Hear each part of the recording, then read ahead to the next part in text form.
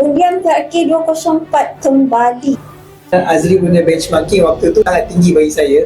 Kaitan lah ambil risiko, ambil agent leadership ke apa. Mungkin ada setengah orang tu nak jadi MPP bukan sebab nak berkhidmat, just for the sake of nak fame, popularity, nak macam dipandang tinggi.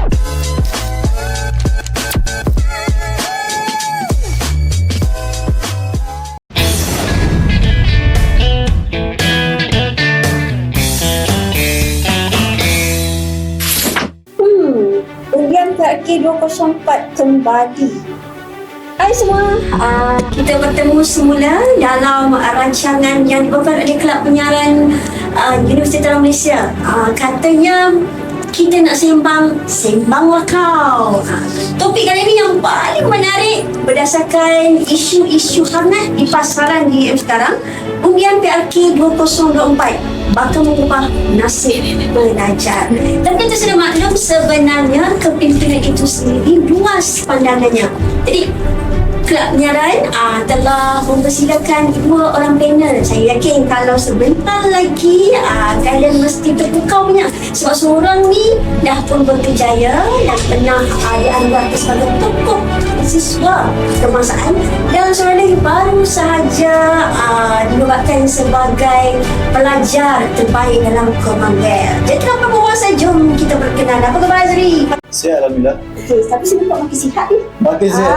Sebenarnya makin sihat Alhamdulillah. Okay, jadi apa cerita Azri yang terkini? So, okay. Story diri. So basically, terima kasih CS, terima kasih juga kepada Kelab Penyiaran. I believe for this podcast, kita akan menyentuh banyak untuk topik-topik hangat untuk pilihan sesi kali ini. Betul sekali. Especially untuk manifesto, tapi a little bit saya punya perkembangan terkini. Alhamdulillah, saya dah bekerja, Alhamdulillah, dan juga masih setia dengan UM, sambung sarjana, peringkat sarjana di UMKM untuk peringkat masters lah, untuk international business sebenarnya, sama pengajiannya. Buat kata walaupun dah menjangkau ke bidang korporat, masih menyayangi tahniah. Terima kasih banyak Azri. Welcoming back ke UGM pada tahun 2024. Okey, seterusnya kita ada penampilan khusus mantan MPP pada tahun lepas, sesi lepas. Kabinet dengan kata dah menempatkan diri di senarai Commonwealth. Boleh tak ceritakan macam mana sebenarnya kabinet boleh tercerabak lah, orang kata, kalau orang kata tercerabak lah ke dalam Commonwealth ni. Mungkin ada benda yang menarik untuk kongsi. Terima kasih Cik Az. Salam sejahtera semua. Saya Gavinesh, merupakan mantan Naib Yang di-Ketua bagi Majlis Perwakilan Pelajar bagi sesi 2022-2023. Dan pertama sekali saya nak ucapkan ribuan terima kasih kepada Kelab Penyiaran untuk slot yang sangat menarik ni, Sembanglah Kau. So terima kasih Az untuk hari ini. Dan bermulanya sebagai pelajar yang dapat opportunity dalam Commonwealth punya list. Sebelum tu saya just I tak imagine lah benda ni. Saya just participate dalam satu program AUN, so Take Action for Social Change, and then bersama dengan pelajar-pelajar Asian countries kami pergi research mengenai environmental management dan so on. So kat sana lah bermula macam opportunity international. So kawan-kawan yang macam ada opportunity macam ni, kenapa kita boleh try, you ada yang boleh try. I pun boleh ke macam tu kan. Tapi I just give a try lah, why not kan. So macam tu saya just buat satu essay and then go through some process of interview semua tu, and then dapatlah perkara tu. Tapi saya tak imagine, tapi it's a good thing yang boleh everyone have to should try. Okay, macam itu, panjang lebar Okay, bila sekarang dah tahu kan, dalam UEM sekarang tengah dengan pilihan raya. Kalau saya dulu pun alumni UEM, tapi saya bukanlah jentera, saya bukanlah mana-mana pihak masa saya study. Okay, so kiranya sebenarnya kita tanya pada Azri dulu lah. Kalau Azri bermula sebenarnya bidang kepimpinan itu sendiri sebagai seorang pemimpin pelajar bermula di INASIS, betul? Betul, di INASIS. Okay, di INASIS. Dan bila daripada INASIS itu melonjakkan diri, berani menyambut cabaran menempatkan diri dalam pilihan kampus pada zaman Azri. Kenapa sebenarnya Azri berbuat demikian? Sedangkan boleh saja aku terus fokus untuk jadi presiden ke, timbalan presiden ke, tapi sanggup ni buat satu ketahanan diri nak melawan orang yang bakal menjadi rivalry tu masuk ke tanding. Kenapa buat keputusan sendiri? So menarik soalan tu bagi saya. Dunia kepimpinan ni kita ada banyak platform. Dekat universiti ni tak kisahlah kita dalam kelab ataupun organisasi yang background sukan ke, ataupun aktiviti luar ke, ataupun MPP sekalipun, saya yakin setiap platform tu dapat bagi banyak input pengalaman dan juga kemahiran yang kita boleh banyak belajar lah. So saya daripada INASIS sebelum ni, pada tahun 2019 hingga 2020 saya bersama dengan INASIS TM, INASIS Grant selama beberapa tahun. Dan kenapa saya rasa macam nak bertanding sebagai seorang majlis program pelajar pada tahun 2020, sebab saya rasakan peluang yang disediakan ataupun platform yang disediakan kepada bakal MPP itu sangat besar, sangat meluas. Dan insya-Allah pada ketika itu saya rasa macam kalau saya diberikan rezeki untuk jadi MPP, mungkin ada peluang-peluang yang lebih besar ke hadapan nanti. Dan mungkin sekarang ni saya dapat dah jawapan tu. Betul? Mungkin. So mungkin nanti kita boleh kupas lagi lebih lanjut lah. Tepat sekali. Kalau Azri tadi bermula di INASIS, saya pun tertanya-tanya juga, Kabinet bila naik je sebagai net presiden, wow, hebat ni. Sebenarnya bagaimana permulaan selok-belok Kabinet ni nak masuk pertama sebagai MVP? Silakan. Gitu. And thank you Cik Az untuk soalan tersebut. So pertama saya masuk ke SMC1 tu waktu tu zaman COVID, and then saya pun MSK pun COVID lah. So waktu ini pasal tanya lah ni. And then orang nak cakap bukannya apa, saya tertarik dengan MC, iaitu moderator of the MSK tu, iaitu Azri lah. Azri saja. Saya macam nampak macam dia ni student ke staff ni. Macam tu kan. So memang I expect dia ni staff. Nampak tak matang ni Azri kita kerja. So, and then benda yang membawa saya ke MVP ialah kepimpinan waktu 2020 dengan 2021 bukan nak cakap sangat-sangat bagus. Dia punya engagement dengan student waktu tu MVP sangat bagus. So I pun plan daripada SEM1, I pun kena jadi like them, one of them one day macam tu lah. So I bermula dengan SU Doctrine, JKPS dan Sekretariat Parlimen slowly, and adalah banyak guidance daripada MPP macam Azri, Natasha dan banyak MPP, and then jadi juga. Okay. So sebenarnya bila sebut tentang MPP, walaupun ketika masa saya study di sini dulu, saya tak involved dengan jentera MPP, tapi sekeliling saya adalah rakan-rakan saya semua MPP. Semua sebelah bilik saya, kanan kiri, depan atas belakang semuanya MPP. Dan bila saya dikelilingi, saya memang masuk join sebagai AJK di bawah mana-mana exco, kan ada sekretariat di bawah MPP. So saya join di bahagian akademik, tapi dalam masa sama saya juga involved sebagai penari universiti sebenarnya. Jadi saya melihat kepada satu yang orang kata manifesto. Kita sebut kalau manifesto. Okay? Bila nak jadi pemimpin, sembanglah kau segala-gala manifesto kau keluarkan. Jadi bagaimana pandangan Azri? Adakah Azri berjaya mengangkat manifesto yang Azri tengah buat masa nak menjengah ke bidang kepimpinan MPP? Mungkin saya boleh share lah. Saya bertanding 2 tahun. 2 kali MPP saya bertanding. Tahun pertama 2020. I believe first and eksklusifnya manifesto saya bawa tu sangat-sangat rare dan ramai orang meragui lah. Kongsi sikit. Manifesto saya tu. So saya bawa manifesto untuk pemerkasaan sukan elektronik. So ataupun empowerment of e-sports. Pada ketika itu e-sports very booming, and 2020 masa tu kalau tak silap mantan menteri di KBS adalah YB Syed Abdul Rahman, yang mana beliau sangat memfokuskan e-sports punya industri. So saya rasa peluang itu ada besar.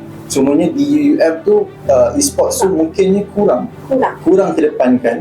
Dan usaha saya apabila saya menang, alhamdulillah saya ada banyak cita-cita lah, dan cita-cita yang saya rasa dapat kita realisasikan dan kita nampak secara fizikal hakikinya di pusat sukan. Sekarang ni kita ada hub sukan elektronik. Tahniah. Tahniah. Nombor dua, for the first time ever, kita sebagai universiti pengurusan, bukan universiti teknikal, kita dapat organize e-sports event peringkat kebangsaan yang melibatkan lebih 700 orang atlet. Peringkat kebangsaan lah. So for me itu satu stepping stone yang sangat baik untuk UM, untuk industri sepeda. Itu kalau saya boleh share. Okay. Dan seterusnya, bila tersebut manifesto Azri dia tentang e-sport, saya believe masa Winda sendiri nak jump on sebagai seorang PP bertanding ni dengan semua orang yang paling bercakap. Sembanglah kau katakan, apakah manifesto yang telah kami buat masa tu? Waktu tu Kevin pula Jas, kalau dengar nampak macam sembang lah kau kan manifesto tu. Macam tak percaya lah. Macam tak percaya lah. So kalau kita tengok saya punya manifesto ialah cuti tambahan kepada semua mahasiswa-mahasiswi dalam semua perayaan.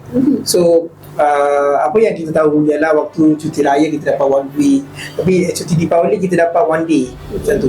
So saya punya usaha ialah untuk menambahkan cuti for make it 2 days untuk semua mahasiswa, semua orang boleh balik kampung. So apa yang saya usahakan ialah saya bukan ahli Dewan Senat, tapi apa yang saya usahakan bersama dengan bincang dengan Ina dengan Izzuan selalu untuk membawakan isu ni.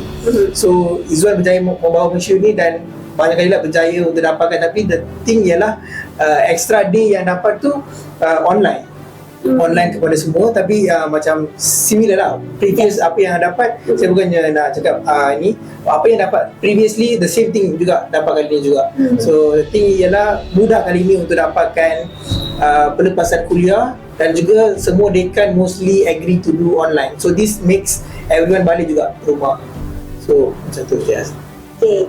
Jadi sebenarnya bila nama seseorang pemimpin ataupun bakal pemimpin nak bertanding, dia akan wujudkan satu manifesto.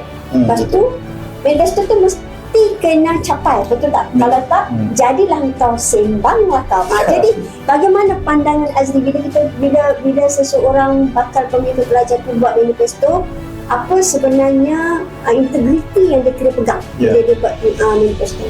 Okay, bagi saya manifesto ni kita anggapkan sebagai calon BP adalah satu perjuangan atau matlamat lah. Sebab bagi saya setiap saja perjalanan kita yang kita nak ceburi, kita perlu ada matlamat ataupun kita perlu ada garisan penamat. So manifesto ni adalah satu garisan penamat bagi sesebuah MVP. Matlamat tu kita nak achieve ke tidak. So antara faktor-faktor bagi saya lah, manifesto yang terbaik sangat subjektif. Masing-masing ada pandangan masing-masing untuk buat manifesto dari segi akademik ke, kebajikan ke, facility ke, apa saja boleh. Tapi manifesto itu perlulah achievable.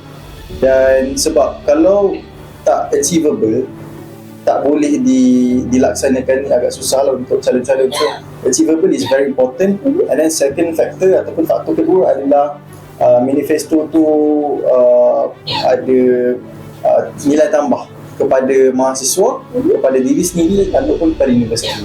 So itu boleh membantulah kepada komuniti ataupun pelajar-pelajar di kampus. Betul, tepat sekali Kak Azri. Sebab bila mana seseorang pemimpin itu, bakal pemimpin itu dia bakal menjadi seorang pemimpin, otomatik dia adalah butuh kepada UM, kepada organisasi luar, termasuklah syarikat korporat, termasuklah peringkat negeri, peringkat kebangsaan dan sebagainya. Betul? Okay. Jadi membuat manifesto bukanlah sekadar angan-angan majlis. Macam mana pandangan kabinet? Betul tak? Buat manifesto jangan angan-angan majlis. Kalau tak, jadilah kau sembang atau silakan. Betul Jaz. So apa pun macam Azri beritahu tadi, so boleh je kita buat manifesto yang ikut akademik atau kebajikan atau keberkasan mahasiswa and any other field juga dari segi kesukanan something. Tapi apa pun benda tu kena achieve betul. Benda tu logik untuk dibuat dalam tempoh ni 1 tahun je kita ada sebagai MPP. So kalau dalam setahun tu how fast you can bergerak. Mungkin diberi inisiatif program ke ataupun inisiatif dari segi facility. Facility pun kita kena tengok boleh tak kita achieve untuk semua inasis. Boleh katakan manifesto tu kena sangat-sangat terperinci untuk semua orang faham. Macam kali ni saya nampak banyak manifesto dia macam too general bagi saya. So dulu macam kami akan suruh spesifikkan dari segi indikator, mekanisme apa yang possible untuk supaya pelajar tu faham benda tu boleh tak achievable untuk 1 tahun. So bukanlah ngangan-angan macam like kata macam settlekan semua Inasis punya problem dalam 1 tahun. Kadang-kadang management pun tak boleh mampu untuk cater that speed. Kalau saya boleh tambah sikit. Sila. Boleh tak masalah. So, jadi sebagai seorang MP ni, bukan je tugas Hakiki ni hanya untuk menyelesaikan manifesto. Betul. Jadi seorang MP ni ada banyak kita punya tugas. Jadi sebagai menjaga apa, contohnya tugas Hakiki kita sebagai yang pegang jawatan portfolio. Kalau setiausaha lah. Kalau yang sukan lah. And then kemudiannya adalah MPP pada pusat pengajian, kena jaga kebajikan student di pusat pengajian lah. Jadi manifesto ni bukannya satu-satunya perkara yang perlu mereka fikir. Ada banyak lagi benda yang mereka perlu fikirkan. So that's why pemilihan manifesto yang tepat dan efektif itu sangat penting. Jadi kalau nak buat manifesto ni bukanlah daripada cadangan sesiapa, tapi melainkan datang daripada idea diri sendiri, betul? Berdasarkan kemampuan, betul? Dan dia tak boleh lah kalau hamba lah manifesto macam ni, tak boleh lah kan. Sebab kita yang nak bertanding, kita yang tahu kat mana kekuatan dan kelemahan kita. Okey, berbalik kepada perbincangan kita lah kan. Bila nak jadi, bila lah mantan-mantan kita ni bertanding, mesti ada satu yang panggil SWOT dalam diri. Bolehkah kongsikan sebenarnya dalam manifesto perlukah ada perkataan SWOT tu, perlukah ditengok manifesto ni sesuai tak untuk kekuatan aku dekat mana, peluang aku dekat mana? Silakan. Kevin nak jawab? Sila. Saya jawab, okey. So, kalau saya lah kan, berkaitan dengan soalan Cik Az tu, saya rasa SWOT diri. Ya, untuk nak fikir manifesto tu bukan satu perkara mudah. Itu nombor satu. Kadang-kadang student dia cakap, oh kenapa tak buat ni, kenapa tak buat tu, kenapa manifesto kau macam ni dan macam tu. Untuk memikirkan manifesto tu sebenarnya bukan mudah dan bukannya masa tu diperuntukkan masa yang lama. Kadang-kadang masa yang singkat untuk kita hasilkan satu manifesto yang very concrete. Itu nombor satu. Nombor dua, kalau saya boleh suggest dan saya juga implement benda ni, saya rasa apa yang sangat bantu adalah apabila kita melakukan manifesto ataupun buat satu perjuangan manifesto tu dengan perkara-perkara yang kita minat.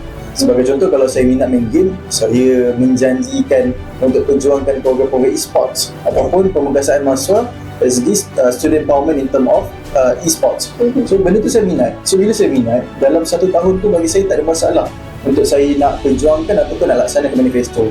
Jadi ada orang mungkin dia minat dengan pusat sukan, dia ada passion dengan facility, so dia akan pilih cenderung kepada manifesto ke arah itu.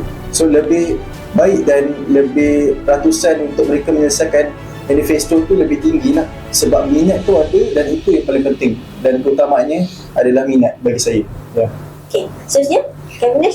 Bagi pandangan saya, minat tu satu faktor yang penting, tapi at the same time kita kena fikir realistik. So sebagai calon-calon kita, kita perlu go through kepada semua department. Contohnya you punya manifesto ke arah ataupun contoh for example ke arah digitalization kan, something. So better you pergi consult dengan beberapa PTJ dekat universiti. Boleh tak benda ni achievable, ataupun universiti memang ke arah tu tak. So benda ni bukannya kita teka awal what are they doing university, but at least kita tahu boleh tak benda ni boleh dibuat ataupun memang impossible. Kadang-kadang sebagai kita, any idea daripada kita semuanya macam achievable, tapi when we go dengan pengarah PTJ something, so baru kita tahu oh perkara ni macam ni sebab dia punya prosedur, less possibility macam tu. So this is the second thing lah. Apart from the minat ataupun preference, perlu juga ada guidance dari segi PTJ ataupun staff-staff dari UUM. So they can create sehaluan lah dengan apa yang universiti dan juga student can make it. Okay. Di hadapan sini dua-dua orang yang memang dah berjaya melipatkan diri di projek-projek antarabangsa, Kevin dengan pemilihannya, Azri dengan apa kita panggil Asian League kan.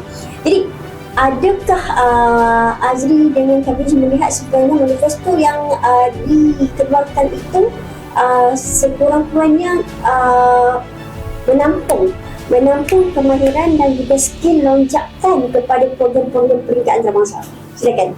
Bagi saya sudah pasti membantu program-program macam tu, manifesto tu membantu, especially bila program saya untuk memperjuangkan e-sports, membantulah untuk saya buat program peringkat kebangsaan dan sebagainya.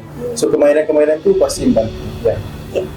Okay, Min pula, saya punya manifesto taklah ke arah international, tapi myself macam buat inisiatif sendiri, buat program macam Azri, macam approach saya lah, buat Asian League kali kedua kan. Macam I pula takut nak buat level sampai dia, kerana Azri punya benchmarking waktu tu sangat tinggi bagi saya. So I tak nak lah ambil risiko, ambil Asian leadership, tak buat yellow ke apa. So I come out dengan idea sendiri saya dan banyak bantuan daripada CA juga, iaitu Rintis Mahasiswa Unggul Malaysia. So it was an international program and then a success program lah. Okay, yeah. Okey, tanya. So kita di hadapan kita ada Ai Azri dengan Kabinet Dato' daripada Secinta dan juga Ngopi Teh. Sama-sama kita sembang-sembang ni, eloklah kita minum. Terima kasih juga kepada Kelab Penyiaran kerana sudi menyediakan minuman untuk kita pada malam ni. Okey. Dan berbalik, silakan minum sambil-sambil ni. Okey. Berbalik kepada perbincangan kita lah kan.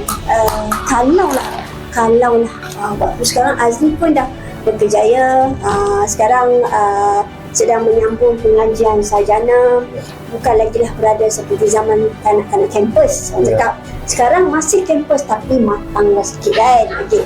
Dan kalau Kabinet pula dah pun meninggalkan sesi MPP untuk tahun lepas lah. Tapi andai katalah kita back to tempat yang asal, kalau anda berada di ketika ini, apa bentuk sebenarnya manifesto yang cuba anda bawakan? Azri dan juga Kabinet akan create satu manifesto berdasarkan situasi semasa. Kita tahu sekarang kalau sebut pasal student dia mesti ada konsep empowerment. Jadi sebenarnya manifesto apa yang paling sesuai nak mewujudkan satu nilai konsep student empowerment? Silakan. Kalau saya rasa soalan ni menarik dan kalau saya diberi peluang lagi sekali, kali ketiga lah Cik Azam kata gila puasa. Kali ketiga. Tak apa, kita puasa pun. Kalau berkualiti macam Azri ni persilakan. Kalau saya kali ketiga diberi peluang tahun ni, kalau kita bertanding lagi sekali tak tahu menang ke tak saya akan bawa manifesto more on student empowerment, tapi moving towards student union juga, ataupun kesatuan mahasiswa, dan pecah pada banyak elemen. Yang pertama daripada segi pengurusan kewangan, bila mana sekarang ni saya rasa kalau pelajar ataupun pelajar universiti itu dapat diberikan autonomi untuk menguruskan kewangan organisasi, I believe in future mereka akan dapat belajar macam mana nak menguruskan sesebuah syarikat korporat pula, ataupun diberikan tanggungjawab besar untuk menguruskan perkara-perkara yang very besar lah untuk mereka. So pengurusan kewangan tu dapat memberi autonomi ataupun kuasa dan juga tanggungjawab besar, dapat mengajar majlis perwakilan pelajar itu sendiri untuk bertindak lebih critical thinking sebagai seorang ahli MPP. Itu apa yang mungkin saya boleh nak ketengahkan lah untuk nak meraihkan student empowerment. Okay. Kalau Venus pula? Sangat menarik dengan Azri punya pandangan tadi, tapi saya punya quite different maybe. Saya mau kepada, kalau saya sekali lagi bertanding, kalau saya nak buat satu power manifesto tentang diversity dari segi diversity tu sangat banyak. So dari segi contohnya macam free food for every day, ataupun free food macam untuk orang yang diperlukan. So macam dekat Pusat Islam ada rasanya. So something like that. Di some cafe specifically nak buat benda tu. Kerana perkara tu I belajar dekat Japan, satu team yang buat benda tu, bukan team saya. So it was very interesting macam mana diorang cari NGO, companies untuk sponsoring. So I macam belajar diorang punya diversity, diorang buat kat Thailand dan buat dekat Singapore sekarang. It's happening. So benda tu sangat-sangat menarik. It's happening in a real shop. So diorang punya ideas I share dengan diorang waktu ke bilik, ke malam-malam diorang share. So benda tu why not buat dekat UUM. So if ada peluang, maybe I akan implement lah this type of things. Okay. Dua manifesto yang cukup hebat. Saya tertarik. bila sebut kata pengurusan keuangan, sebab kita believe bila mana semua student-student UM ni akan bergaduhan, betul? Betul.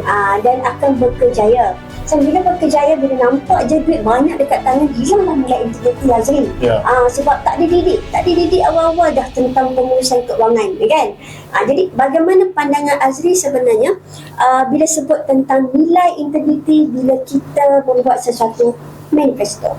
Ya, bagi saya soalan ini soalan berat, tapi saya cuba jawab soalan ni Secara santai. Secara santai dan sebaik mungkin. Sebab kalau kita buat manifesto macam kita tu, jangan angan-angan nak jenis, jangan kena realistik lah. Kena realistik, kena ikut pemikiran komuniti, bukannya diri sendiri, kan? Jadi kalau kata manifesto, apa yang paling berintegriti, yang memang betul-betul lah. Ya.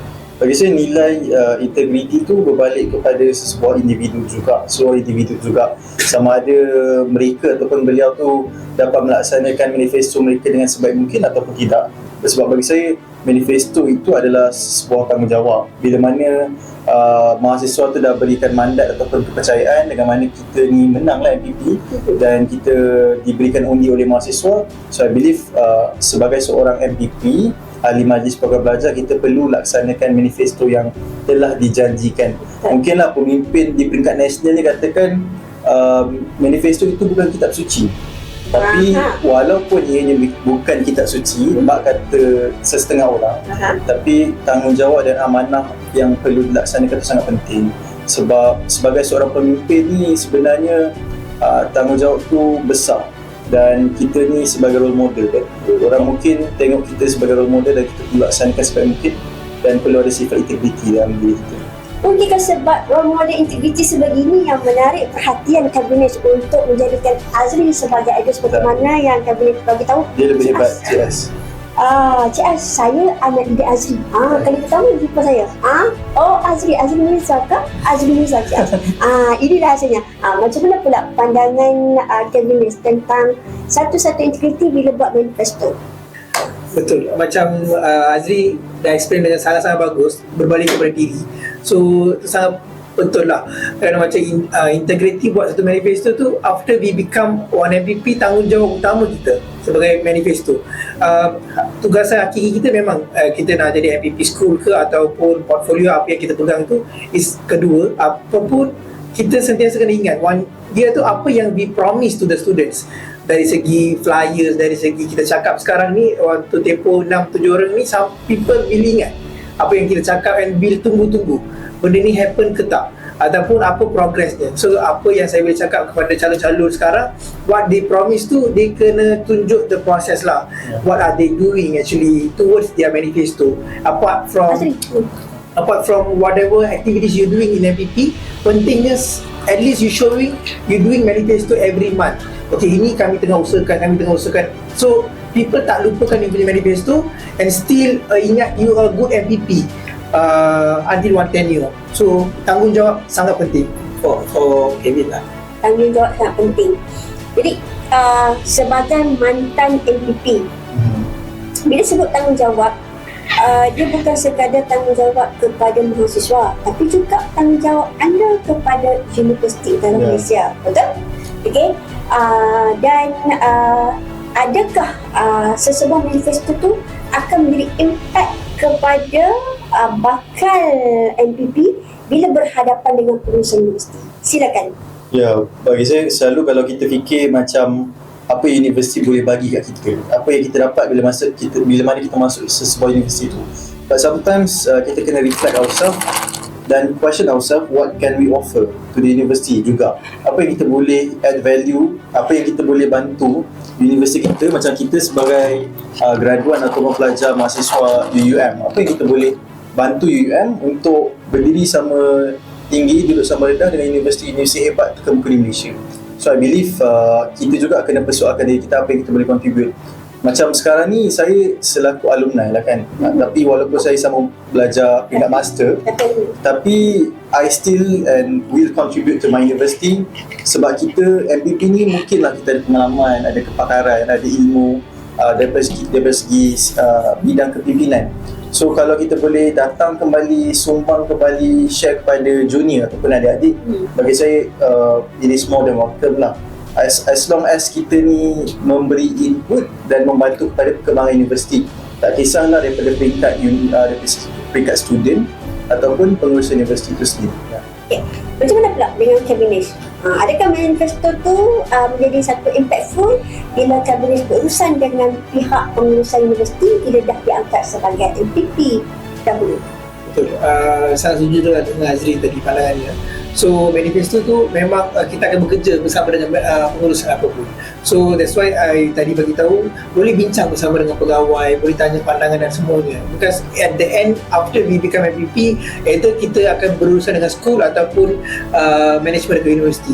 So at the same time macam Azri bagi tahu, macam kita bawa nama universiti semua keluar tu, itu satu tanggungjawab yang like Aziz said, macam what we offer kepada universiti. So lepas macam for me kan, so banyak benda buat ke universiti semua tu, last dah habis tempoh tu, I ingatkan ramai macam gembira habis MPP. For me myself, honestly I sangat sedih. Macam bangun-bangun tu, I tahu I dah orang message macam tu, saya macam I honest nak cakap, saya memang nangis. Kau nangis. Saya memang nangis. And then I macam Dan nampak tu kacau.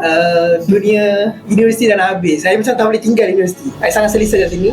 I memang nangis teruk kerana macam I tak tahu I boleh adapt tak dua ni luar. Macam I memang susah untuk macam I give to universiti tu bukanlah sebanyak mana macam Azri semua, tapi I give my best. Itu je. But in return I tak expect anything, but I was satisfied as a student. Macam banyak in sebalik MPP kita akan tolong banyak pelajar. Kita tak expose pun benda-benda tu. So in terms of things what we give to the university lah, itu sangat penting. Okay, bila sebut perkataan alumni, okay, terutama sekali mantan MPP lah. Saya believe Azri masa pergi interview ni, ni kira macam eksklusif sikit lah kan nak tanya kan. Bila pergi interview tokoh siswa tu, bila bawa nama MPP tu, apa sebenarnya Azri rasa dan apa sebenarnya inti guru ataupun orang penunggu duka tu rasa dengan Azri? Saya tahu bila mana Azri berhadapan sebagai interview tokoh siswa, mesti di hadapan tu semuanya memang nama-nama hebat, betul? Ya, betul. Okey. Jadi adakah impactful sebagai jawatan seorang MPP itu memberikan satu impact ataupun satu image yang penting kepada penunggu duka? Okey, kalau saya boleh share, saya bertanding untuk anugerah tokoh siswa bagi kategori kepimpinan Majlis Perwakilan Pelajar Individu, dan pasukan MPPUM pun bertanding juga, tapi bagi kategori pasukan. Betul. Tapi masa kita pergi interview tu bulan 12 kalau tak silap, 2022, we are very nervous, takut sebab Takut siapa? Makan orang ke apa ke? bukan, sebab MPP sebelum ni menang bagi kedua-dua kategori. Betul. MPPUM Betul. MPPUM menang. Dia rasa macam beban lah. Ya, rasa macam berat ni kan untuk nak mengital kemenangan, sebab kita ada 20 buah IPTA dan banyak lagi IPTS. So macam mana kita nak kekal relevan? So alhamdulillah diberikan rezeki untuk mengulangi kemenangan itu bagi kedua-dua buah kategori, which is individu dan juga pasukan, 2 tahun berturut-turut. Meaning MPPUM pasukan individu ni adalah cream of the cream lah. Cream of the cream lah. Untuk peringkat kebangsaan. So membawa Lemak berkrim lah. untuk membawa diri dan juga pasukan MPP tu, we are feeling very honoured, sangat bangga sebenarnya. Dan bila kita menang pada bulan Mac 2022, kita rasakan macam okay, we prove something yang MPPUM ataupun UUM secara keseluruhannya, kita dah put UUM ni on the map. Sebab bagi saya, misi saya bila saya jadi MPP adalah saya tak nak kita ni jadi jago kampung. Maksudnya antara kita je tahu. Betul. Tapi saya nak letakkan Dah lah kita ni dunia. dah lah kita dekat Sinto. Tak apa. Sebab kebanyakan orang tahu macam UM, UKM kan, universiti macam di tengah bandar di Kuala Lumpur kan. Jarang orang nak beritahu pasal UM di Sinto, Kedah yang termai ni. Dia perempuan So, sangat. My mission is just to put MPPUM on the map. So I believe we have made it. Kita dah buat 2 tahun berturut untuk dua kategori pasukan dan individu kita menang. So I'm very proud lah dengan my team. Bila sebut tentang apa pengalaman Azri masa terbuka, tadi sempat sebenarnya sebelum kita on air ni, sempat saya interview dengan Kak Grace tadi. Katanya masa nak masuk pencalonan Commonwealth pun 2 kali terbuka. Yang pertama secara online dah, apa semua dah. Jadi boleh tak kongsikan, sebab kalau Azri dia nak naikkan UM ni di pentas kebangsaan. Saya believe kalau Kak Grace pula dah berjaya naikkan UM ni di pentas Commonwealth. Jadi macam mana rasa perasaan masa kena interview tu? Mesti dalam BI semua kan? Silakan. So first I macam write essay itu dia more kepada envisioning 2050. So apa yang you guys imagine 2050 ke arah 2050 and more kepada education. So kalau you sebagai Ministry of Education, what are the changes, what are the highlighted things you nak buat, macam tu lah dia punya essay. So do essay and then kita kena submit kita punya resume, something like that. And digital interview tu dia more kepada scenario juga. So dia give real time scenario and then kita kena rank order. So dia bukan salah betul dia punya tu. So dia macam rank order tu, okay, if you are in the position, apa yang you akan pilih. So macam open time, berapa jam pun boleh buat that examination, tapi within 4 days kena selesaikan once you start. So dia macam sangat critical and ada juga part-part calculation pun ada macam analisis semua tu. So banyak terms of ni saya sempat juga pergi jumpa lecturer semua untuk tanya mengenai, so banyak tolong saya ialah Dr. Suhaila. Dr. Suhaila banyak tolong saya waktu tu mengenai analisis, calculation semua tu.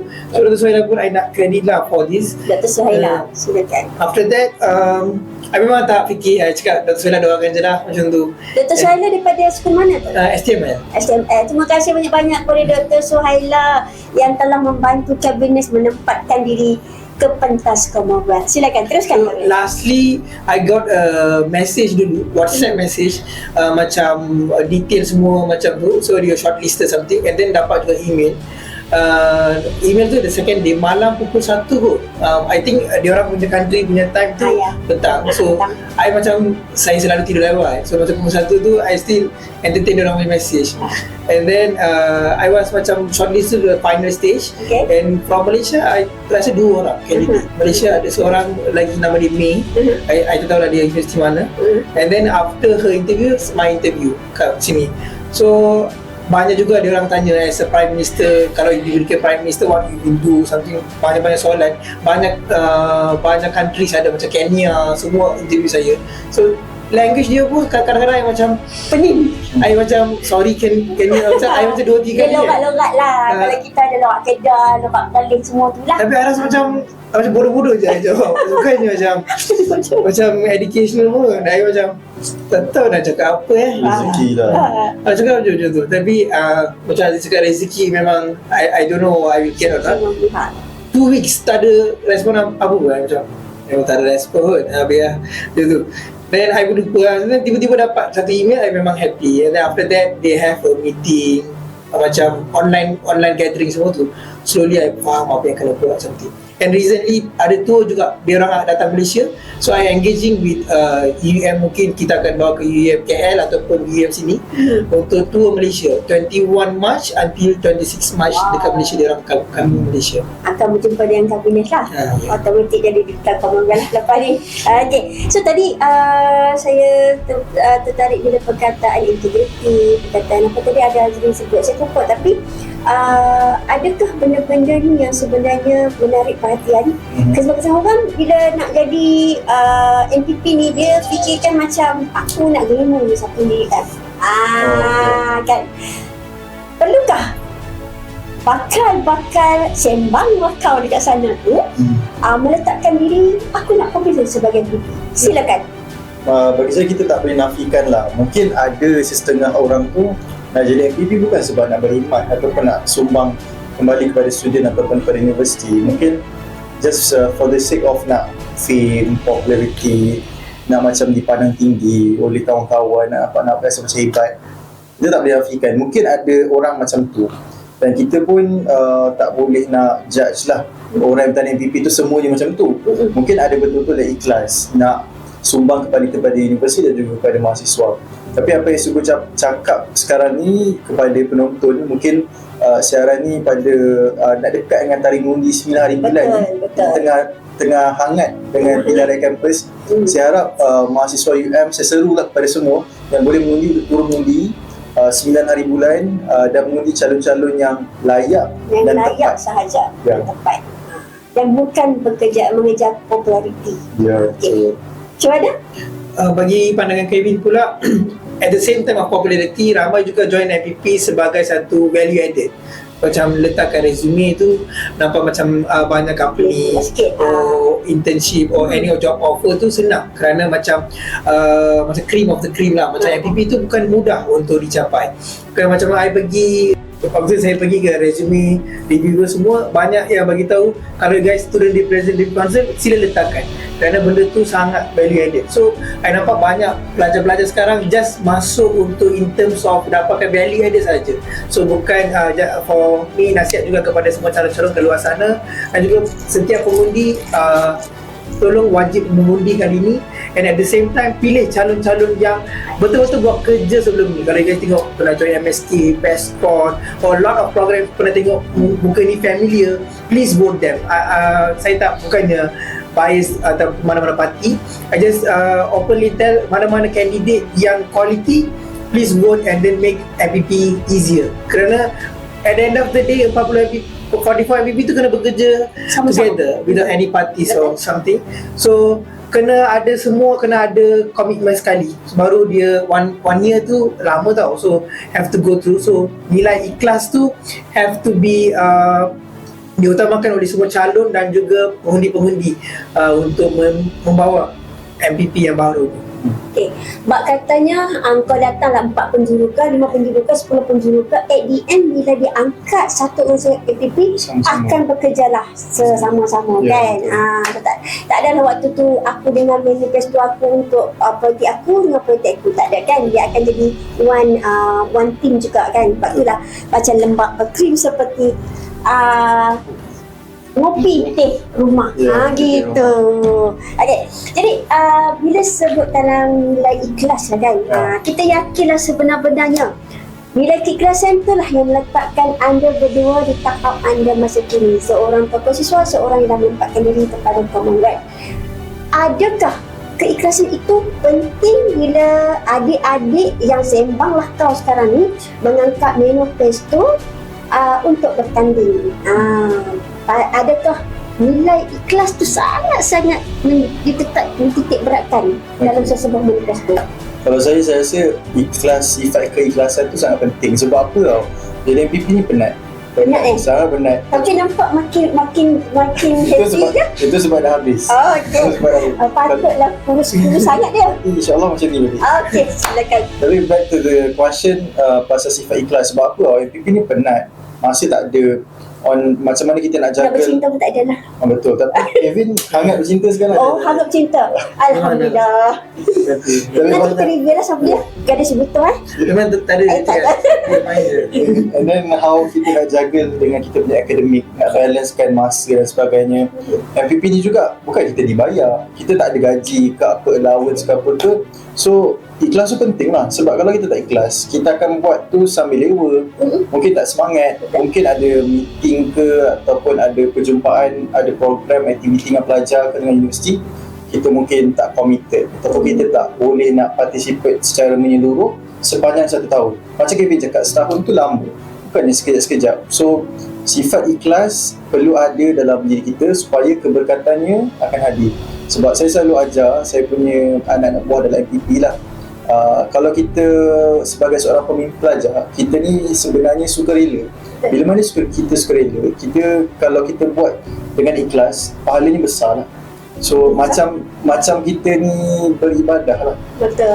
kalau kita ikhlas. So insyaAllah sebagai seorang pemimpin pelajar, ataupun tak kisahlah bukan MPP ke kelab-kelab ke apa ke, as long as you are a leader, besar pahala you kalau you betul-betul ikhlas. Betul. Itu penutup dia saja lah. Betul.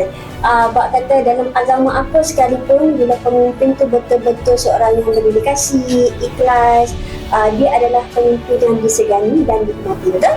Jadi bagaimana pula pandangan kabinet? Mestilah ikhlas mengangkat manifesto. Sebagai seorang MPP, memang betul kena ikhlas untuk buat semua our jobs lah sebagai MPP. At the same time, banyak penghargaan dari segi sacrifices, dari segi banyak cuti yang tak pernah balik. Mungkin Deepavali pun Kesian. Mesti nangis-nangis masa di balik tapi dah biasa dah. Macam my family pun dah, kadang-kadang my mother yang datang lagi jumpa saya. Bagus. So macam mostly dalam 1 tahun tu I balik pun mungkin ada urusan kat sana. Okay. So kalau tak memang tak balik. Macam cuti this year full I tak balik. Kalau pergi luar negara, pergi terus, datang sini terus. Sebab dia ada girlfriend kat sini. Patutlah. Satu lagi yang sacrifice dia lah, memang tak ada me time. Me time semua kita lost semua tu. Bersama girlfriend tak ada? Memang tak ada pun girlfriend. Okay. So the thing you know, lost lah banyak friends. Kadang-kadang mostly saya dapat pun tak ada roommate. Saya macam banyak lonely lah. Maksudnya lah patutlah kena ada buah hati. Gitu. So this walaupun benda-benda circle macam tu, tapi kita kena ada juga some kawan macam boleh saya kata ialah dalam MPP kawan saya sangat kurang, tapi bekerja dengan semua bagus, tapi the circle tu still sangat sikit for me, ialah macam Aiman Najmi semua circle yang kena ada positif sikit untuk kita motivate selalu. Untuk 1 tahun tu kita kena bekerja kan, so kena ada satu circle yang maybe luar daripada MPP yang motiv kita sometimes relax, supaya kita sentiasa motivated for serve student dengan ikhlas. So itulah from me. So upcoming MPP ni, I wish you guys can do more better than us, and do your very best for our students. Okay, sebelum kita menutup perbincangan Sembanglah Kau manifesto untuk PRK 2024 ni, kita nak buka sikit lah mindset-mindset bakal-bakal MPP yang tengah-tengah Nero tu, buka white sewhite-whitenya. Apakah pesanan daripada mantan MPP berdua daripada Azri terlebih dahulu? Saya kalau boleh saya nak seru, sekali lah saya nak seru kepada semua student untuk turun mundi 9 Januari untuk turun mundi. Senang je, ujung jari pakai sistem e-vote kalau saya tak silap, bukannya nak perlu beratur ke apa ke. So do your role sebagai seorang mahasiswa bertanggungjawab, dan kepada bakal ataupun calon bakal MPP lah, sekarang calon MPP, I believe sekarang ni you memang tak cukup tidur apa semua, tapi kalau you diberikan rezeki untuk menang pilihan raya ni, do your best as MPP. Fikir niat dan matlamat utama sebenarnya nak jadi MPP ni sebab apa. So kadang-kadang kita ni lupa diri, so kita kena kembali kepada niat asal kita sebenarnya nak masuk MPP ni sebab apa. Which is of course to serve the students, and also dapatkan sebanyak mungkin pengalaman, ilmu, kemahiran sepanjang 1 tahun perkhidmatan kita sebagai Majlis Program Pelajar. Kabinet, pesanan kepada bakal-bakal MPP. Okay, sebelum pesan kepada bakal-bakal MPP, kepada macam Azritul, kepada semua pelajar-pelajar, jangan lupa undi pada 9 Januari ini. So senang kata, I a bit tegas lah, kalau kita undi, you have no rights to complain, macam tu. So I dengar banyak komplain tentang MPP, banyak komplain tentang management semua tu, di sini di sana. So if you want a better you punya problems to be catered, you should vote. Kalau you tak vote, memang you tak layak pun untuk talk about the problems. For me lah personally. So jangan lupa undi on 9 January. So at the same time, untuk MPP yang akan bakal will be starting 9 January, please do your very best kepada universiti. At the same time, cuba engage dengan staff pun dengan sangat-sangat polite and a good way, so supaya apa-apa urusan dengan universiti jadi mudah. So no need to be fight for something lah, just in a good way, semua akan jadi mudah. Itu personal things from me. And at the same time, jangan lupa juga academic is priority. So because saya nampak banyak MPP jatuh dia punya pointer semua, so myself pun ada kejatuhan pointer sikit semua. So I advise at the same time, jangan lupa you punya academic if you are being an MPP. Okay, sebagai penutup untuk Sembanglah Kau manifesto PRK 2024, senang saja saya nak concludekan apa isi perbincangan untuk podcast kita pada malam ni Azri. Yang pertama nak jadi MVP, Pak kata Azri mestilah ada ikhlas dan diri. Yang kedua, Pak kata Kabinet perlu tahu untuk membahagikan masa dengan tenaga FPP dan juga dengan akademik. Dan secara raflinya, bila mengangkat sesuatu manifesto, perlu ingat anda bukan menjadi seorang public figure, sebaliknya anda menjadi pemimpin yang akan berkhidmat kepada pelajar-pelajar Universiti Malaysia dan mengangkat dan menjadi duta kepada Universiti Utara Malaysia. So dengan itu, bye-bye. Sekian saja daripada kami di Sembanglah Kau daripada Kelab Penyiaran Universiti Utara Malaysia. Bye-bye. Bye-bye.